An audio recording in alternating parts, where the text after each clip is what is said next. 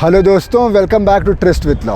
We all made a trust with law some time in life, and that's why we are here. दोस्तों, आज हम Dehradun district court में हैं और यहाँ पर अपना मैटर ये था, एक हमने 311 की एप्लीकेशन मूव करी थी CRPC में कि भाई री एग्जामिनेशन के लिए, which was dismissed by trial court. अब मैं इंपॉर्टेंट बात जो आपको ये बताना चाहता हूँ कि obviously since it's an इंटरलॉक्यूटरी order, तो इसका रिवीजन नहीं हो सकता अंडर 397 क्योंकि इट इज़ बार्ड बाय 397(2).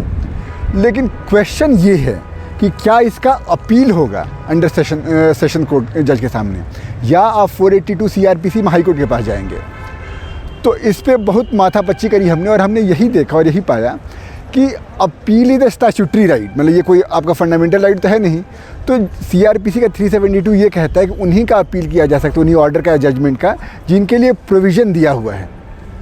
चूँकि जैसे मान लीजिए 373 में दिया हुआ कि सिक्योरिटी रिलेटेड या श्योरिटी रिलेटेड ऑर्डर्स का अपील हो सकता है 373 में सेशन कोर्ट के सामने। 374 में दिया हुआ है कन्विक्शन रिलेटेड ऑर्डर का अपील हो सकता है। शायद 449 में दिया हुआ कि जो 446 में जो ऑर्डर्स होते हैं, चाहे वो बेल से रिलेटेड हो, बॉन्ड से रिलेटेड हो, उसका अपील 449 में हो सकता है। लेकिन 311 में जो डिसमिसल होती है या अलाउ होता है, उसकी अपील के बारे में कोई जिक्र है ही नहीं। तो इसका मतलब ये अपील नहीं कर सकते हैं, और आपको चाहे 311 डिसमिस हुआ हो या अलाउ हुआ हो, आपको हाई कोर्ट ही जाना पड़ेगा 482 CRPC में, ये कहते हुए कि भाई मेरे पास और कोई रास्ता नहीं है, and this is an abuse of the process of law. तो दोस्तों, आई होप आपके लिए वीडियो इन्फॉर्मेटिव रही होगी। कोई दिक्कत, कोई परेशानी कमेंट सेक्शन में बताइएगा। मिलते हैं अगले वीडियो में किसी नई इन्फॉर्मेशन के साथ। Till then, bye bye and enjoy your trust with law.